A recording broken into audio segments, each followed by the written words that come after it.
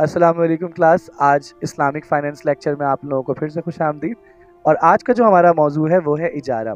और इंशाल्लाह आपकी स्क्रीन पे इजारा से रिलेटेड जो कंटेंट है वो भी नज़र आ रहा होगा कि इजारा क्या है। भाई देखो, इजारा जो है ना, इजारा से मुतल्लिका अगर हम अपनी बात करें, इजारा का लुग़वी माना होता है रेंट। क्या होता है? रेंट। लेकिन हमारी फ़िक़ही इस्तिलाह में इजारा से मुराद क्या है? इजारा से मुराद ये है कि किसी भी चीज़ का किराया, यानी कोई सर्विस आप ले रहे हैं और उस सर्विस के एवज जो आप पैसा दे रहे हैं वो इजारे की रकम है। अब देखो, इजारे की दो किस्में होती हैं। चलो इसकी तारीफ भी देख लेते हैं कि इजारे की तारीफ क्या है। इजारा is a term of Islamic फिक।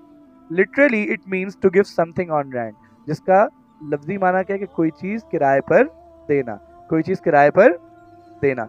अब इजारे की किस्में कितनी है? देखो, इजारा दो तरह का है। एक कहलाता है एम्प्लॉयमेंट यानी इजारतुल अशखास, और एक कहलाता है ऑपरेशनल लीज।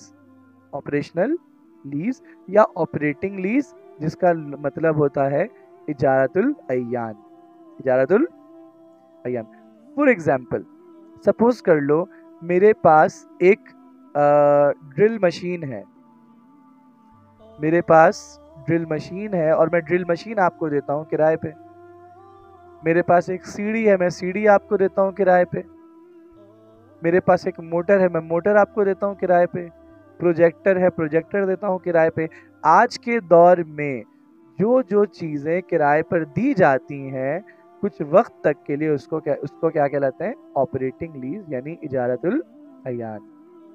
और इजारतुल अशखास क्या है? इजारतुल अशखास से मुराद ये है कि आप किसी के लिए कोई खिदमात सर अंजाम दें और उसके बदले वो आपको उसकी उजरत दे, तो ये इजारतुल अशखास है, इसको कहते हैं एम्प्लॉयमेंट। और ऑपरेटिंग लीज यानी इजारतुल अय्यान, जिसका मतलब क्या है कि कोई चीज़ किराए पर दे देना। ज़रूरी नहीं है कि सिर्फ ज़मीन हो या घर हो, कोई भी चीज़ हो सकती है जिसको किराए पर दिया जाए। मसलन पूरी लाइब्रेरी देने किराए पे 1 महीने के लिए किसी को, पढ़ो जितना पढ़ना है, कोई एतराज़ नहीं है इसमें। बात समझ आ रही है? ड्रिल मशीन दे दें। आज हमारे यहाँ जो महफिलें होती हैं उन महफिलों में जो स्पीकर्स यूज़ होते हैं, स्पीकर, साउंड, डेकोरेशन का आइटम, स्टेज, एसएमडी, एलईडी, दीगर जितनी भी चीज़ें हैं, इन तमाम चीज़ों को किराए पर दिया जाता है। ये भी इजारा है। ये भी क्या है? इजारा है। क्या मेरी यहाँ तक बात समझ आई सबको? इजारे की कितनी किस्में? दो किस्में। कौन कौन सी? इजारतुल अयान। क्या मतलब है इससे? इजारतुल अशखास क्या है? देखो, अशखास लफ्ज निकला है शख्स से, और शख्स से मतलब क्या है? देखो, दोनों में मिलेगी सर्विस। दोनों में क्या मिलेगी? सर्विस। इंसान की खिदमात मिलेंगी तो इजारतुल अशखास है, चीज़ों की खिदमात मिलेंगी तो इजारतुल अयान, जिसका मतलब क्या है? Operating lease. ऑपरेटिंग लीज का मतलब क्या है? इजारतुल अयान। और एम्प्लॉयमेंट का मतलब क्या है? इजारतुल अशखास। क्या मेरी यहाँ तक बात समझ आई? आगे चलूं? चलो अब समझते हैं।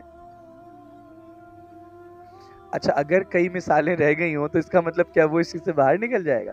देखो, जब आप सॉफ्टवेयर खरीदते हो तो सॉफ्टवेयर की भी एक लिमिट होती है टाइम की।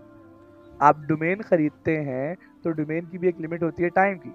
तो इसका मतलब ये है कि वो उतने टाइम तक के लिए आपको उसका इजारा दिया गया है। बात समझ आ रही है? तो ये भी इजारा ही में शुमार किया जाएगा। देखो, असासे दो तरह के होते हैं, एक होता है टेंजिबल और एक होता है इनटेंजिबल। टेंजिबल उन चीज़ों को कहा जाता है इसको छुआ जा सके, और जिसको छुआ ना जा सके वो क्या है? इनटेंजिबल। मगर असासे वो भी हैं, वो भी असासे हैं। मिसाल तौर पर तुमने कैनवा खरीद लिया, सॉफ्टवेयर, कैनवा वालों से पैसे ले लेना। तुमने कैनवा खरीद लिया सॉफ्टवेयर, उसकी पेमेंट कर दी 1 माह की, 4 माह की, 1 साल की, तो इसका मतलब तुमने एक उस चीज का इजारा किया है जिसको तुम छू नहीं सकते। इनटेंजिबल एसेट है लेकिन इजारा तो होगा, इसके इजारा पे कोई एतराज नहीं है, चाहे वो शय छुई जा सके या ना छुई जा सके, लेकिन उसका भी इजारा मुमकिन है। ये भी ऑपरेटिंग लीज में आएगा। क्या कहलाएगा? ऑपरेटिंग लीज में आएगा। अब हम सीखेंगे क्या? हम सीखेंगे ऑपरेटिंग लीज। लेकिन देखो बच्चे, अगर ऑपरेटिंग लीज की बात करें और इजारा की बात करें तो इजारे के कुछ उसूल हैं, उन उसूलों के तहत ही इजारा किया जाएगा।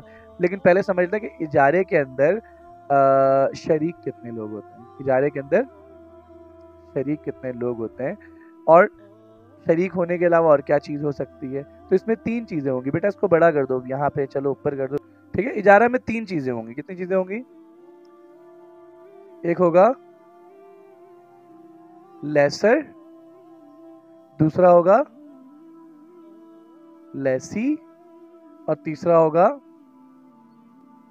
लस्सी नहीं होगा भाई, लीज्ड एसेट होगा। क्या होगा? Leased asset. जी बेटे, अकसाम लिख देता हूं। हाँ चलो ठीक है। इजारा कॉन्ट्रैक्ट की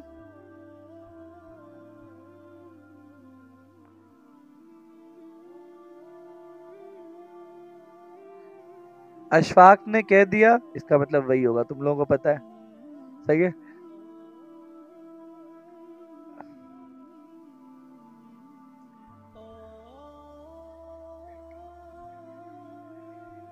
अगर अशफाक 3 छुट्टियां मांगेगा, अशफाक को 3 छुट्टी मिल जाएंगी, बाकियों को नहीं मिलेंगी।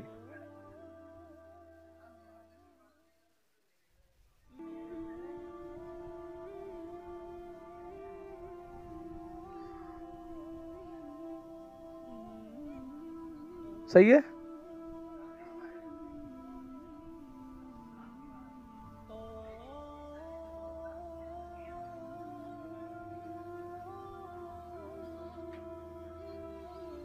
सही है। अच्छा जी, और दूसरा है हमारे पास ऑपरेटिंग लीज। क्या है? ऑपरेटिंग लीज यानी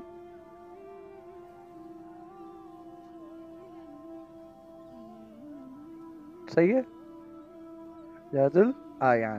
ठीक है। ये क्या होता है? एम्प्लॉयमेंट। एम्प्लॉयमेंट लीज का मतलब ये होता है कि आपने किसी के साथ कोई मुआहिदा कर लिया कुछ काम करने का। अब जो वकील है, वकील भी क्या कर रहा है आपके साथ? इजारा कर रहा है। सही है। लेकिन कंपनसेंट्री कॉन्ट्रैक्ट। क्या? अगर उजरत है पीछे कोई तो क्या है वो? कंपनसेंट्री कॉन्ट्रैक्ट है। बात समझ आ रही है? इसी तरह अगर उजरत ना हो तो नॉन कंपनसेंट्री कॉन्ट्रैक्ट कहलाएगा, वो जो हम लोग पहले ऑलरेडी डिस्कस कर चुके हैं। ऐसा है, हम लोग पढ़ चुके हैं वाली बात भी।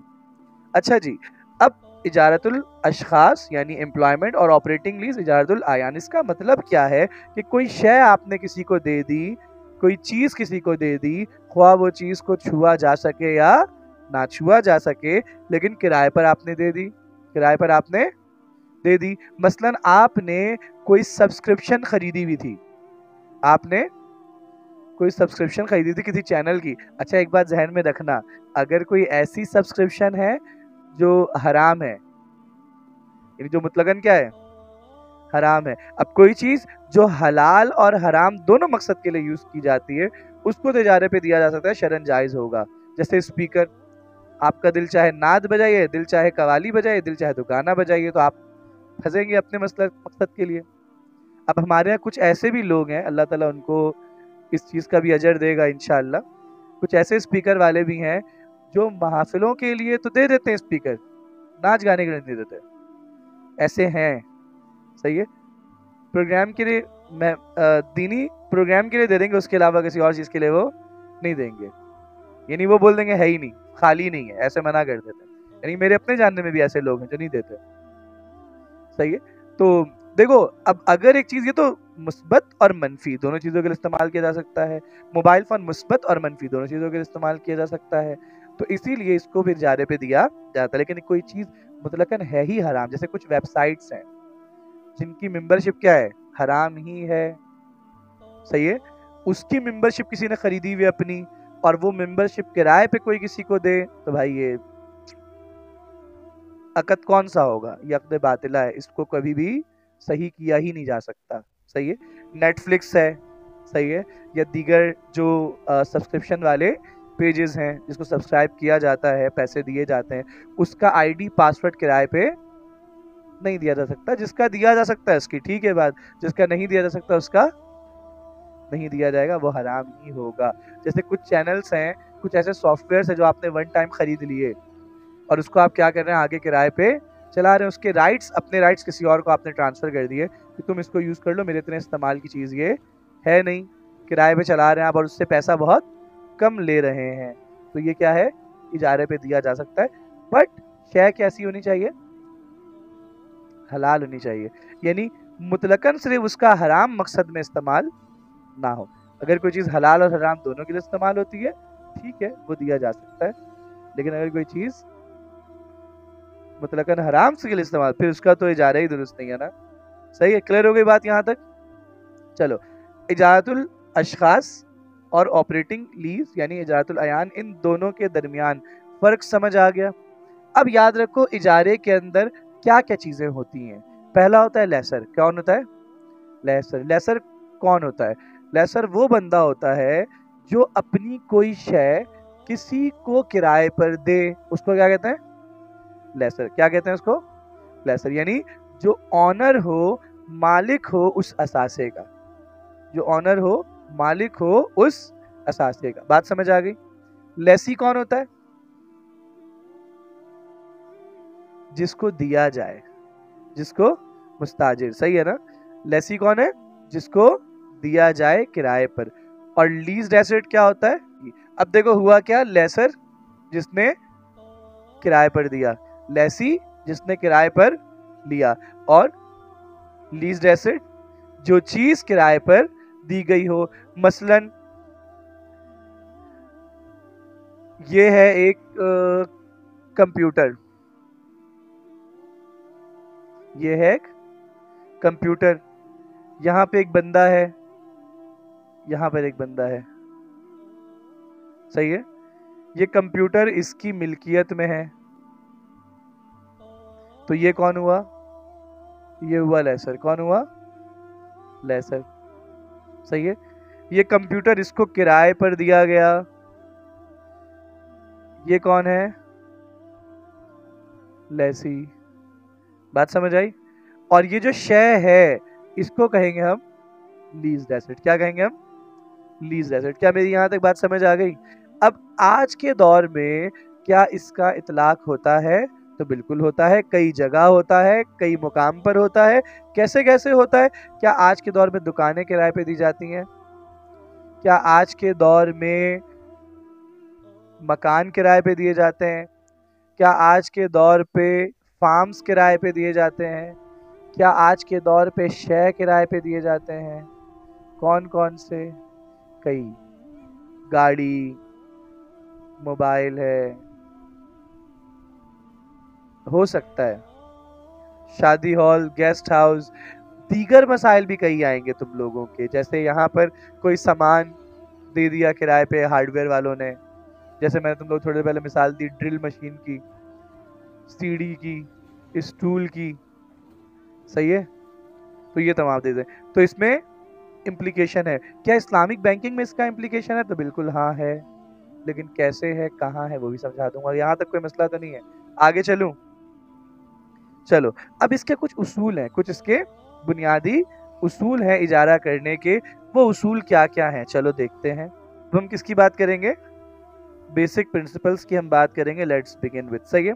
बेसिक प्रिंसिपल में सबसे पहली चीज क्या है, leasing is a contract where the owner of an asset transfer its use to another person against an agreed price. However, ownership of the leased asset remains with the lessor. इसका मतलब क्या, इसका मतलब ये है कि जो लीजिंग एसेट, लीजिंग एक ऐसा कॉन्ट्रैक्ट, एक ऐसा अकद है जिसमें लेसर अपने किसी शय को, किसी चीज को इस्तेमाल करने का इख्तियार, इस्तेमाल करने का हक किसी और को देता है, एक मुअय्यन मुत्तफिक कीमत पर, जिस पे दोनों पार्टी क्या हो, राजी हो। जबकि उस चीज के ऊपर मिल्कियत किसकी होगी, लेसर की ही होगी, जिसने आपको वो चीज दी है। क्या यहां तक मेरी बात समझ आई। यानी अगरचा चीज आपके पास है, अगरचा चीज मुस्ताजिर के पास है, लेसी के पास है, उसके बावजूद भी उस शय के ऊपर मिल्कियत किसकी होगी, अजीर की ही होगी, लेसर की ही होगी, जिसने किराए पर दी है। अलबत्ता उस चीज को इस्तेमाल करने का हक, उस चीज से मनफियत हासिल करने का हक किसके पास होगा, लेसी के पास होगा। क्या मेरी ये बात समझ आई। पहला उसूल। तो पहला उसूल क्या हो गया, एक कॉन्ट्रैक्ट होगा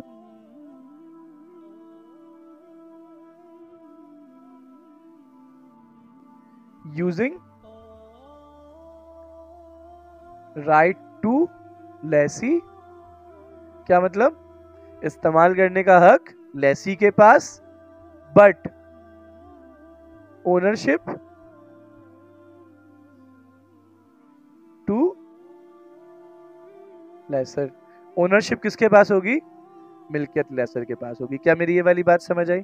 दूसरा उसूल बता रहा हूं, since ownership of the lease asset remains with the lessor, all rights and liabilities relating to ownership borne by the lessor। इसका मतलब क्या है कि क्या अगर हम ये बात समझ ही चुके हैं कि मिल्कियत किसकी है, लेसर की, तो जब लेसर की मिल्कियत है तो उसके हुकूक और उसके ऊपर जो जिम्मेदारियां हैं जो उसकी मिल्कियत से मुतल्लिका हों, वो तमाम तर जिम्मेदारियां और हुकूक, वो तमाम तर बर्दाश्त कौन करेगा, लेसर बर्दाश्त करेगा।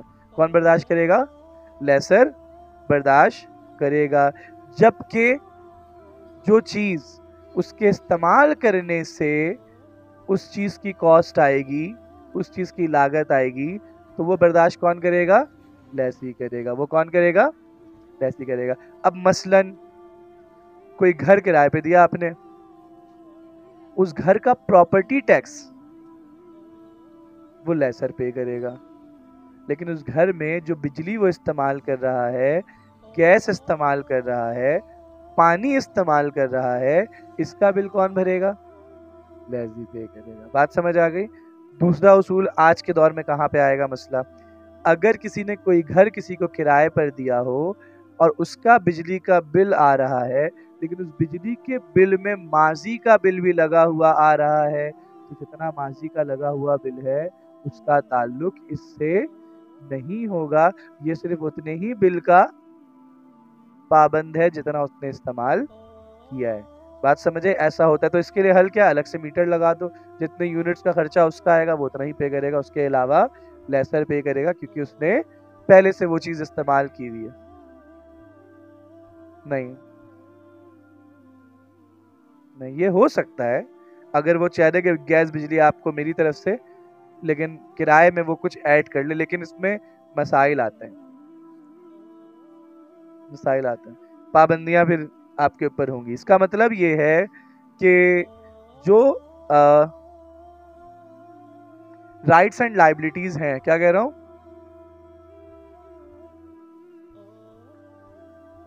Rights and liabilities relating to ownership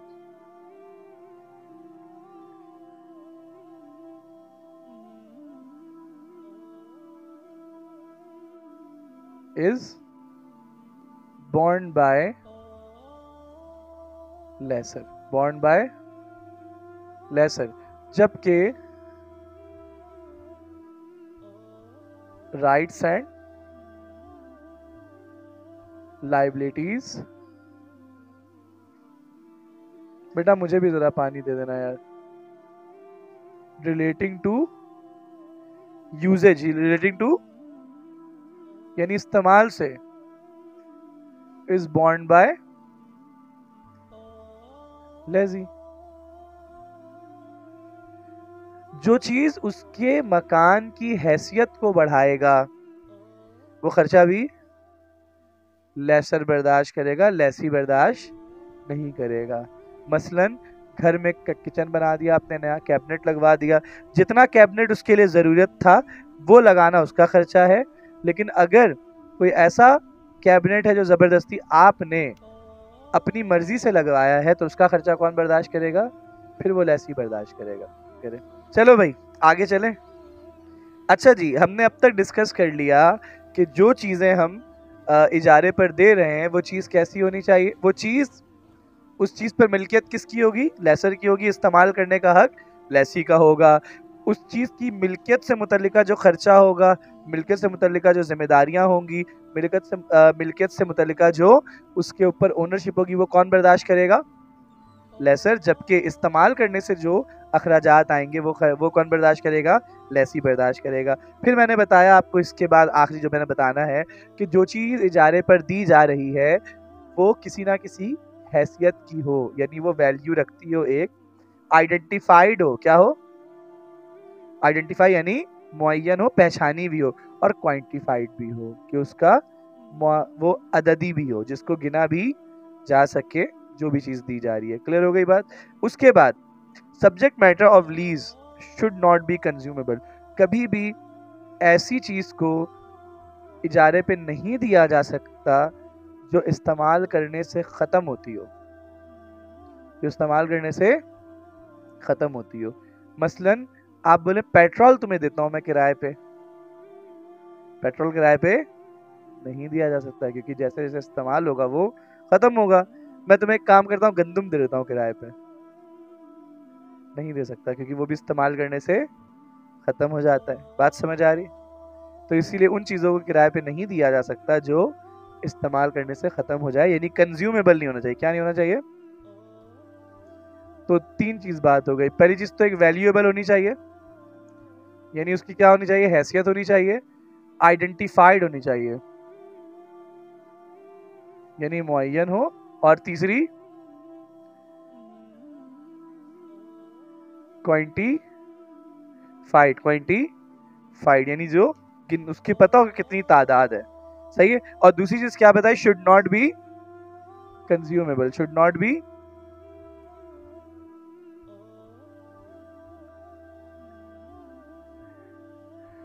consumable, इसको कंज्यूम करने पर खत्म भी ना होता हो, ये चीज खत्म भी करने की। और टाइम क्या हो रहा है? पहले टाइम बताओ। ठीक है जी, यहां तक क्लियर हो गई बात। Period of lease must be determined in clear terms. जो पीरियड है लीज का, जो वक्त है, वो क्या होना चाहिए? Period of lease must be determined, must be